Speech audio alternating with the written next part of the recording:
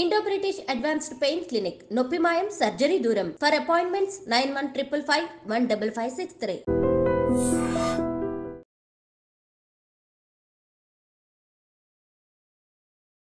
Welcome to iDream media. So జనరల్గా diabetes చాలా మందిని ఇబ్బంది పెడుతూ ఉన్న ప్రాబ్లము. ఎన్ని మందులు వాడినా ఎలాంటి డైట్ తీసుకున్నా కానీ కంట్రోల్లో ఉంటుంది, పూర్తి స్థాయిలో తగ్గట్లేదని చెప్తూ ఉంటారు.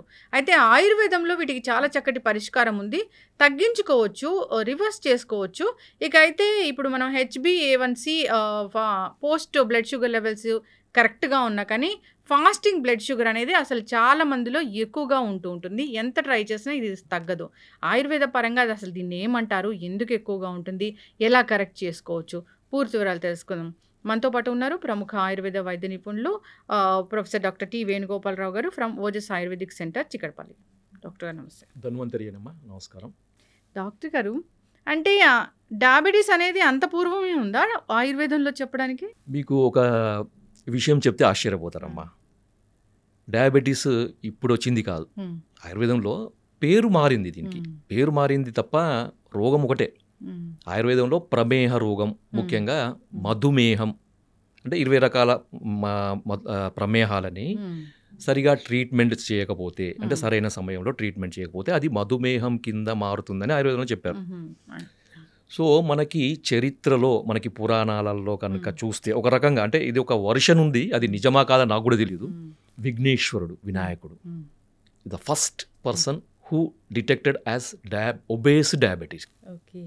సో అందుకనే అతనికి బిల్వపత్రము, తర్వాత బిల్వపత్ర పూజ అనేది చేస్తుంటారు ఎక్కువ. తర్వాత దర్భ, గరిక. సో వీటన్నిట్లలో ప్రమేహాన్ని తగ్గించే గుణాలు ఉన్నాయన్నమాట. తర్వాత వెలగపండు, కపిత్త జంబూ ఫలసార భక్షితం ఉమాసుతం శోక వినాశకరకం అన్నారు కదా.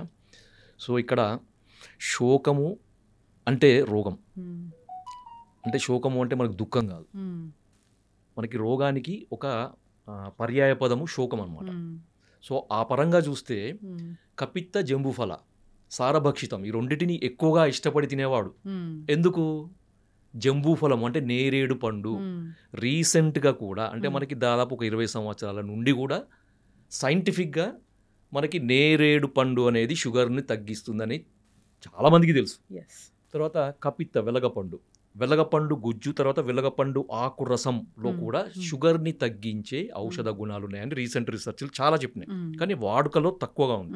వాడుకలో ఎక్కువగా ఉండేది ఏంటిది? జంబూఫలం, అంటే నేరేడు గింజల చూర్ణం అన్నమాట. ముఖ్యంగా ఇది డయాబెటీస్లో షుగర్ లెవెల్స్ ఎక్కువగా ఉండడంతో పాటు అతిమూత్రము అంటారు కదా. సో ఫ్రీక్వెంట్ యూరినేషన్ ఉండి షుగర్ లెవెల్స్ ఎక్కువగా ఉండే వాళ్ళలో నేరేడు గింజల యొక్క పొడి ప్రతిరోజు ఉదయం 1 టీ స్పూన్, మధ్యాహ్నం 1 టీ స్పూన్, రాత్రి 1 టీ స్పూన్, తినకంటే ఒక అర్ధగంట ముందు కనుక తీసుకుంటే అతిమూత్రం చాలా అద్భుతంగా తగ్గుతుంది. ఇది నేను చెప్పింది కాదు, ఇది అనుభవపూర్వకంగా మన పూర్వీకులు చెప్పింది, ప్లస్ మన గ్రంథాల్లో నిక్షిప్తం చేయబడింది. సో అంత అద్భుతమైనది. ఇంకొకటి నేరేడు, నేరేడు యొక్క ఈ గింజల చూర్ణమే కాకుండా దాని పట్ట, దాని యొక్క బెరడు పొడిని కూడా వాడతారన్నమాట కొంతమంది. సో ఆ బెరడు పొడి కూడా ఈ షుగర్ని కంట్రోల్ చేసే యాక్టివిటీ ఉంది. అందుకని ఏంటంటే మనకి చరిత్రలో, మనకి పురాణాలలో ఒబేస్ డయాబెటిక్ మన విఘ్నేశ్వరుడు అనమాట. సో మనకి పురాణాలు, అందుకనే మనకి ఎక్కువగా పూజలో వాడే వింశతి పత్రాలు అంటారు కదా. వింశతి పత్రాలు, మనకి వింశతి పత్ర పూజ మనకు వినాయక చవితి నాడు మనం చేస్తుంటాం. దాంట్లో అర్జున పత్రము, దతుర పత్రము, బిల్వ పత్రము, తర్వాత అర్కపత్రం అని, నిర్గుండి, వేప, ఇలాంటివన్నీ కూడా మనకు చెప్పారనమాట. సో ఇది పెద్ద టాపిక్, దానికి ఒక్కొక్క దానికి ఒక్కొక్క ఇంపార్టెన్స్ ఉంది. అది మనం తర్వాత చెప్పుకోవచ్చు. మనం ఎక్కువగా ఇప్పుడు చూడాల్సింది ఏంటంటే, మీరు అడిగారు కదా, ఫాస్టింగ్ బ్లడ్ షుగర్ లెవెల్స్ ఎక్కువ ఉన్న వాళ్ళలో ఏం చేయాలి మరి కదా.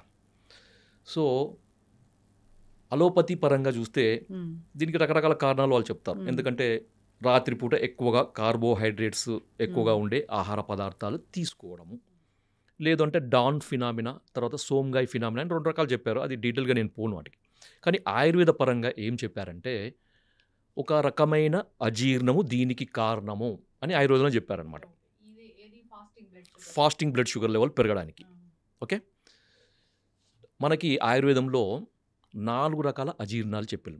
అంటే డైజెషన్ అంటే మెటబాలిజంకి సంబంధించిన వ్యాధులని అజీర్ణ వ్యాధులు అంటారనమాట. సో దాంట్లో ఆమాజీర్ణము, విదగ్ధాజీర్ణము, విష్టబ్దాజీర్ణము, రసశేషాజీర్ణము అని చెప్పారనమాట. సో ఆమాజీర్ణం అనేది కఫ వ్యాధులకు, విదగ్ధాజీర్ణం అనేది పిత్త వ్యాధులకు, విష్టబ్దాజీర్ణం అనేది వాత వ్యాధులకి మూల కారణంగా ఉంటుంది. సో 4వది రసశేష అజీర్ణం అనమాట. ఈ రసశేష అజీర్ణం అనేది ఫాస్టింగ్ బ్లడ్ షుగర్ లెవెల్స్ పెరగడానికి ఒక రకమైన కారణం. సో ఇది ఆయుర్వేద గ్రంథాల్లో చెప్పినప్పటికీ అది ఒక అంటే పూర్తిగా దాన్ని వివరంగా చెప్పలేదన్నమాట, ఒక సంక్షిప్తంగా చెప్పారు. దాన్ని డీకోడ్ చేయాల్సిన అవసరం ఉంటుంది. సో మా ఎక్స్పీరియన్స్లో మా ఒక టీమ్ ఆఫ్ ఆయుర్వేదిక్ డాక్టర్స్, ఒక సీనియర్ డాక్టర్స్ దీన్ని డీకోడ్ చేసినప్పుడు మనకు అర్థమైందనమాట. సో వేల మంది, దాదాపు రోజుకి ఒక 100 నుంచి 150 మంది డయాబెటిక్ పేషెంట్ని చూసే ఆయుర్వేద వైద్యులు ఉన్నారు మా టీంలో. సో వాళ్ళందరి యొక్క అనుభవంతో, ఏండ్ల తరబడి ఉన్న అనుభవంతో, వాళ్ళకున్న హిస్టరీని మనం పూర్తిగా దాన్ని మనము అనలైజ్ చేసినప్పుడు అర్థమైంది ఏంటంటే, వాళ్ళందరిలో కామన్గా కనబడే, అంటే ఫాస్టింగ్ బ్లడ్ షుగర్ లెవెల్స్ ఎక్కువగా ఉండే పేషెంట్స్లో కామన్గా కనబడే ఒక ప్రాబ్లము అజీర్ణం. దాంట్లో ఒకటి రసశేషాజీర్ణం. సో ఈ రసశేషాజీర్ణాన్ని కరెక్షన్ చేసినప్పుడు మనము ఫాస్టింగ్ బ్లడ్ షుగర్ లెవెల్స్కి అడిషనల్గా షుగర్ను తగ్గించాల్సిన మందులు వాడే అవసరం లేకుండానే కేవలం మనకి ఇండైరెక్ట్గా ఈ అజీర్ణం తగ్గిస్తే ఆటోమేటిక్గా తగ్గిపోతుంది. సో ఇది ఆయుర్వేదంలో ఉన్న ఒక అద్భుతమైన విశేషం అన్నమాట. సో మనకి రసశేషాజీర్ణం అనేది ఫాస్టింగ్ బ్లడ్ షుగర్ లెవెల్స్ పెరగడానికి నార్మల్గా ఎంత మందులు వాడినా కానీ, ఎంత ప్రయత్నాలు చేసినా కానీ, అది ఆహారం ద్వారా కానీ, మందుల ద్వారా కానీ, ఎక్సర్సైజ్ ద్వారా కానీ ఎన్ని ప్రయత్నాలు చేసినా కానీ తగ్గదు. డాక్టర్లకే ఇంకా విసుగెత్తుతుంది అనమాట, ఏం చేయాలో అర్థం కాదు. చాలామంది నేను చూశాను. సో వాళ్ళ దగ్గర నుంచి ఎటువంటి రెస్పాన్స్ రాక ఆయుర్వేదానికి వచ్చే పేషెంట్స్ చాలామంది ఉంటారు. సార్ మాకు అంతా బాగానే ఉంది, మేము మందులు వాడుతున్నాం, పోస్ట్ లంచ్ బాగానే ఉంది, ఇంత అన్ని బాగానే ఉంటాయి, కానీ ఫాస్టింగ్ బ్లడ్ షుగర్స్ తగ్గకపోవడం వల్ల మాకు దాని యొక్క దుష్ప్రభావాలు కనబడుతున్నాయి సార్. కొంతమందికి 160, 170 వరకు ఉంటాయి. ఎందుకంటే ఫాస్టింగ్ బ్లడ్ షుగర్ లెవెల్స్ 100 వరకు ఉంటే సేఫ్, 125 వరకు ఉంటే మోడరేట్ సేఫ్, 100 ఉంటే పూర్తి సేఫ్, 125 వరకు ఉంటే ఇంకా మోడరేట్ సేఫ్ అనమాట. అది దాటిందంటే ఏంటంటే ఇంకా సేఫ్లో ఉన్నట్టు కాదు. మనం పోస్ట్ లంచ్ ఎంత నార్మల్ ఉన్నప్పటికీ మనకి ఫాస్టింగ్ కూడా అంతే నార్మల్ ఉండాలన్నమాట. కొంతమందికి 170, 180, 200 ఉండే వాళ్ళని కూడా చూసాం. అలాంటి వాళ్ళకి ఈ అజీర్ణానికి ఇచ్చే ట్రీట్మెంట్ వల్ల మనకి అద్భుతమైన ఫలితాలు. సో సార్ మరి మీరు ఇవన్నీ చెప్తున్నారు కదా, మరి మాకు టిప్పు చెప్పరేం సార్, ఇంతసేపు మాకు ఊరిస్తున్నారు, వెయిట్ చేస్తున్నారు కదా. అంటే ఏం లేదమ్మా, దీనికి ఏం చేయండి అంటే, దీన్ని పెప్పర్ మిల్క్ అంటారు. పెప్పర్ మిల్క్ మీకు ఈజీ అర్థం కావడానికి, మిరియాల పాలు. అరే మిరియాల పాలా సార్, ఏంటి మీరు అది ఏం చెప్తున్నారు సార్, ఏంటిది? అందరికీ తెలుసు మిరియాల పాలు అంటే, పాలలో మిరియాలు వేసుకుని తాగడం, మిరియాల పొడి వేసుకుని తాగడం సార్. కానీ దానికి ఒక పద్ధతి ఉంటుంది కదా. మామూలుగా ఏదో దగ్గు వచ్చింది, జలుబు వచ్చింది, మిరియాలు వేసుకుంటా, అది కాదు. మీరు ఏం చేయాలంటే, ముందుగా మార్కెట్ నుంచి మిరియాలు తీసుకురండి. ఎందుకంటే దాన్ని మిరియాలని శుద్ధి చేయాలి. శుద్ధి చేయకుండా మందులకు వాడుకోవద్దు. మీరు వంటలలో వాడుకొని మీ ఇష్టం, పర్వాలేదు. కానీ మందులకు వాడేటప్పుడు, అంటే దీని కొరకు వాడుకునేటప్పుడు శుద్ధి చేయాలన్నమాట. శుద్ధి ఎందుకంటే 2 రకాల కారణాలు. ఒకటేమో దాంట్లో అడల్ట్రేషన్స్, మిరియాలలో మనకి ఈ పుప్పొడి గింజలు కూడా కలుపుతారు అనమాట. సో వాటిని తీసేయడానికి. రెండవది ఆ మిరియాలలో ఉండే తీక్ష్ణత్వం అంటారు, అది దాంట్లో ఒక ఎనర్జీ, హై ఎనర్జీని మనకి నార్మలైజ్ చేయడానికి. కొంతమందికి విదాహి అంటే మంట అదే అంత వస్తుంది కదా, అదంతా నార్మలైజ్ చేయడానికి.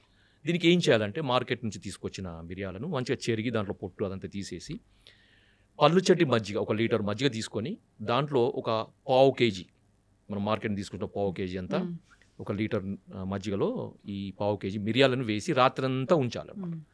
ఉదయం లేచేసరికి ఏమవుతుందంటే, మనకి ఆ చచ్చులు కానీ, తర్వాత నాపాలు కానీ, అవన్నీ కూడా మనకి పైకి తేలుతాయి అన్నమాట.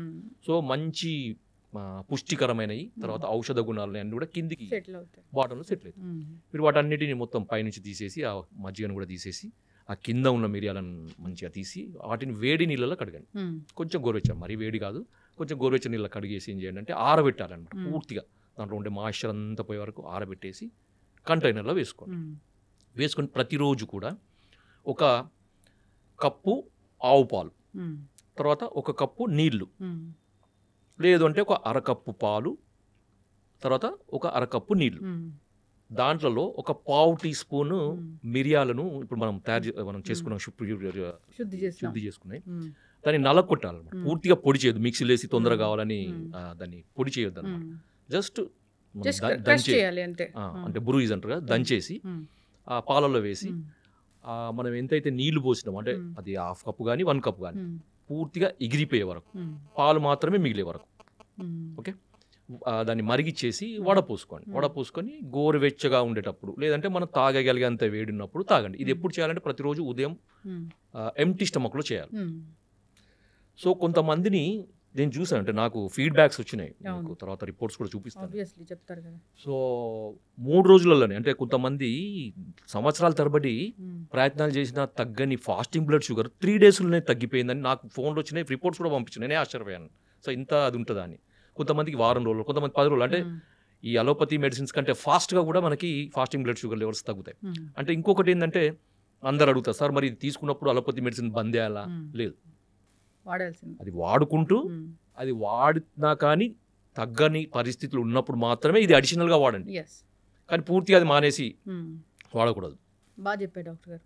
చాలా మంది అయితే అవి మానేయండి, వాడండి అంటారు. అవి మానేయండి, అలోపతి మందులు మానేయండి అనగానే సో కాంప్లికేషన్స్ వచ్చి ఇబ్బంది పడిన సందర్భాలు మనం చాలా ఉంటాయి. అది అంటే ఒక డేంజర్ పరిస్థితి. ఎందుకంటే మనకి ఇప్పుడు చూడండి, సింపుల్, ఇప్పుడు ఒక మనకి స్టేటస్, మనకి బాడీలో ఒక సమతుల్యత అనేది మందుల వల్ల ఇట్లా మెయింటైన్ అయింది. ఒక 3 పిల్లర్స్ ఉన్నాయి అనుకోండి, 3 మెడిసిన్స్ మీద సపోర్ట్ మీద ఉంది మనది. సో ఆ 3 మెడిసిన్స్ ఒకటిసారి తీస్తే ఏమవుతుంది? ఒకటిసారి కొలాప్స్ అవుతుంది. దానికి ఏంటంటే మనకి ఒక మెడిసిన్ తీసేయండి, మనకు ఆయుర్వేదిక్ మెడిసిన్ సపోర్ట్ ఇవ్వండి స్లోగా. ఆయుర్వేదిక్ మెడిసిన్ సపోర్ట్ స్ట్రాంగ్ అయ్యే వరకు అలోపతి మెడిసిన్ ఉంచండి, తర్వాత దాన్ని తీసేయండి. సో దాని తర్వాత ఇంకొక మెడిసిన్ తీయండి. వైద్యులు చెప్తా ఉంటారు అట్లా. సో ఇలాంటి మెడిసిన్ వాడుకోవచ్చు. దీనివల్ల ఎటువంటి నష్టం ఉండదు. ఎందుకంటే ఇది పనిచేసే విధానం, అది పనిచేసే విధానం రెండు కూడా డిఫరెంట్ గానే ఉంటాయి. కాబట్టి దీనికి దానికి ఎటువంటి కాంట్రాస్ట్ ఉండదు, ఇబ్బందులు ఉండవు, ఖచ్చితంగా వాడుకోవచ్చు, ఏం ప్రాబ్లం ఉండదు. చాలా చక్కగా చెప్పారు డాక్టర్ గారు. అంటే ఇది ఎందుకు వస్తుంది అంటే రూట్ కాజ్ చాలా చక్కగా చెప్పారు. మరి దాన్ని కరెక్ట్ చేయాలంటే టిప్స్ ఉన్నాయి. సో అది ఫుడ్డే. ఇప్పుడు మిరియాల పాలు అంటే ఆ పాలను ఎట్లా తయారు చేసుకోవాలనేది కూడా చాలా చక్కగా చెప్పారు. ఆ మిరియాలు తెచ్చుకోవాలి, మజ్జిగలో నానబెట్టుకోవాలి. సో పైన తేలినంత తీసేయాలి, మజ్జిగను కూడా పడేయాలి, వీటిని పొడిలాగా చేయాలి. అప్పుడు వేడి నీళ్ళలో కడిగి పొడిలాగా చేసుకొని ఆరిన తర్వాత పూర్తిగా ఎండిన తర్వాత బాగా డ్రై అయ్యాక, లేదంటే ఫంగస్ వస్తుంది. అవును, బాగా డ్రై చేసుకొని ఆ పొడి వాడుకుంటే సరిపోతుంది. చాలా మంచి సింపుల్. ఎందుకంటే మనకి రసశేషాజీర్ణాన్ని తగ్గించగలిగే ఔషధ విలువలు ఉన్నది మనకి ఈ మిరియాలు అనమాట. మిరియాల పాలు, అది ఆయుర్వేద గ్రంథాల్లో ఉంది. పెప్పర్ మిల్క్ అంటారా? Pepper milk. సో దీన్ని ఇది ఎట్లా చెప్పారంటే ఇది రసధాతువుని సరైన క్రమంలో సరిగ్గా తయారయ్యేటట్టు చేస్తుంది అని ఆయుర్వేద గ్రంథాల్లో చెప్పారనమాట.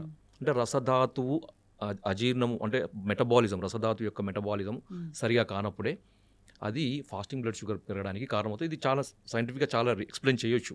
ఇంకొకటి తర్వాత సార్ ఇంకా కొంచెం వీటికి అడిషనల్గా ఇంకేమైనా మెడిసిన్స్ ఉంటాయా? ఇది కాకుండా ఇంకా ఉంటాయి అంటే ఉంటాయి. సో దాంట్లో మనకి ఈ అజీర్ణానికి సంబంధించిన మందులు ఆయుర్వేదంలో చాలా ఉన్నాయి, చాలా అంటే చాలా ఉన్నాయి. అదొక పెద్ద చాప్టరే మనకి ఆయుర్వేదంలో చాలా ఎక్స్ప్లెనేషన్ చెప్పినాడు. ఎందుకంటే సకల రోగాలకి మూల కారణము అజీర్ణమే. అశీతివాత రోగాలకి విష్టబ్దాజీర్ణం అని చెప్పాం కదా. సో వాత రోగాలకి విష్టబ్దాజీర్ణం, సో పిత్త రోగాలకి 40 రకాల పిత్త రోగాలకి విదగ్ధాజీర్ణము, 20 రకాల కఫ రోగాలకి ఆమాజీర్ణము అని. సో ఇది అజీర్ణం అనేది పెద్ద చాప్టర్, దానికి రకరకాల మందులు ఉన్నాయి. ఇప్పుడు మనకి రసశేషాజీర్ణం కానీ ఇతర రకాల అజీర్ణాలు కానీ వాటికి ఒక అద్భుతమైన ఆయుర్వేదంలో మనకి బసవరాజ్యం అనే గ్రంథంలో ఒక మంచి మందు చెప్పారు. సో దాని పేరు అజీర్ణ బల కాలానలం. మీరు మళ్ళీ చెప్తాను, మళ్ళీ గుర్తుపెట్టుకోండి, మీరు కావాలంటే మళ్ళీ రాసుకోవచ్చు. అజీర్ణ బల కాలానలం. సో ఇది మేము కొంతమంది పేషెంట్లకి అడిషనల్గా ఇచ్చి మంచి రిజల్ట్స్. అంటే మేము షుగర్ ఉన్నప్పుడు షుగర్ని తగ్గించే మందులు వాడం మేము ఎక్కువగా. సో దానికి మూల కారణమైంది ఏ అజీర్ణం అనేది పనిచేస్తుంది అక్కడ, ఆ పేషెంట్లో ఏ అజీర్ణం ఉంటుంది అనేది అనలైజ్ చేసి దానికి తగ్గట్టు ట్రీట్మెంట్ ఇస్తే ఆటోమేటిక్గా షుగర్ లెవెల్స్ తగ్గుతాయి. అడిషనల్ మందులు వాడాల్సిన అవసరం లేకుండా నార్మల్గా ఉంటుంది అనమాట. సో ఇది కాన్సెప్ట్ అనమాట ఆయుర్వేదంలో. అంతే తప్ప షుగర్ పెరిగింది, షుగర్ని తగ్గించే మందులు వాడండి, ఇది ఎప్పుడు లైఫ్ లాంగ్ ఇట్లా ఉంటుంది. ఈ షుగర్ తగ్గడానికి ఆయుర్వేద మందులు ఎందుకు, అలోపతి మందులు కూడా ఉన్నాయి కదా, ఇన్సులిన్ కూడా ఉంది కదా. చక్కటి ఇన్ఫర్మేషన్ డాక్టర్ గారు. ఇబ్బంది పడుతున్న వాళ్ళు కాంటాక్ట్ చేయాలని కోరుకున్నామండి. సో అంతేకాదు దీన్ని వాడుకోవచ్చు, చాలా వెరీ సింపుల్. ఇది ఈ పెప్పర్ మిల్క్ తయారు చేసి తీసుకోవడం కూడా ప్రతిరోజు తీసుకున్నా, డయాబెటీస్ ఉందా లేదా, ఫాస్టింగ్ బ్లడ్ షుగర్ పెరిగిందా అది కాదు, ఎట్లయినా కూడా మామూలుగా కూడా అందరూ తీసుకోవచ్చు. Yes. మామూలుగా నాన్ డయాబెటిక్ వాళ్ళు కూడా తీసుకోవచ్చు. దీంట్లో Yes. ఏం ప్రాబ్లం ఏం లేదు. షుగర్ ఉన్న వాళ్ళే తీసుకోవాలని ఏం లేదు. అవును, ఇది జీర్ణానికి సంబంధించిన ఇష్యూని అంతే. Clear క్లియర్ చేస్తుంది కాబట్టి చక్కటి ఇన్ఫర్మేషన్ అండి. ధన్యవాదాలు డాక్టర్ గారు. ధన్యవాదాలు. జై ధన్వంతరి.